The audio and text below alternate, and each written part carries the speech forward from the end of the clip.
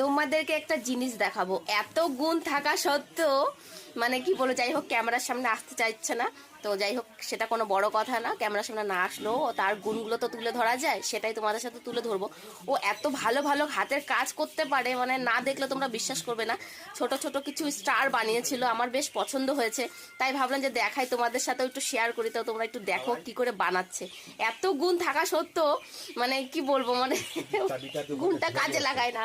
ওই যে মা ওকে দেখা, এইখানে নাই তো কিছু, আমি দেখাবো। মা ভাবছে এখানে গুণ দেখাচ্ছি। তো যাই হোক, এই যে মানে দেখো এরকম একটা আর্ট পেপার নিয়েছে, তো এটাকে এরকম মাপ করে কেটে নিয়েছে, কি ও আন্দাজ মতোই কাটছে। তো যাই হোক, কি বানাচ্ছে চলো তোমাদেরকে দেখাই। এই যে আমি দেখাচ্ছি তো কি বানাচ্ছি। এই যে দেখো কি বানিয়েছে। আমি প্রথমে ভেবেছিলাম আঠা উঠা দিয়ে বানিয়েছে, পরে দেখলাম যে না, একটার ভিতরে একটা জিনিস কি করে জানি জয়েন্ট করে পেপার দিয়ে করেছে, তারপরে ওটাকে আবার কি করে জানি ফুলালো, ফুলানোর পরে যে এরকম স্টারের আকৃতি হয়েছে। সুন্দর না দেখো? এগুলো যেটা ছোট ছোট যে ক্রাফট বানায় না, মানে আঠা দিয়ে এরকম করে বসায় ফুলের মতন দেখতে লাগে, ভালো লাগে।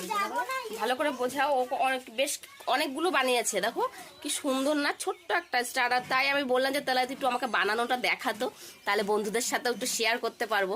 কালকে আমি চেষ্টা করলাম, কিছুতেই পারলাম না, হয় না, সবার দ্বারা তো সবকিছু সম্ভব না। তো চলো কি করে বানাচ্ছে তোমাদেরকে দেখাই। দেখো, শিখে রাখো বন্ধুরা কেমন করে বানাচ্ছে।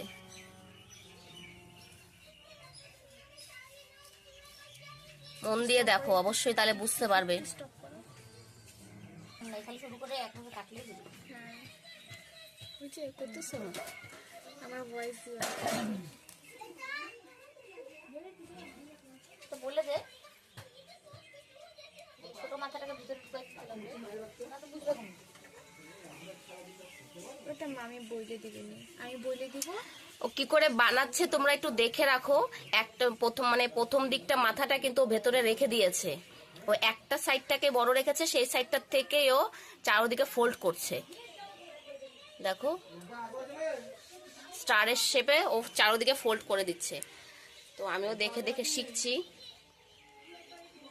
ওই দেখো, ওই মাথাটাকে এখন ভেতর দিকে ভরে দিল।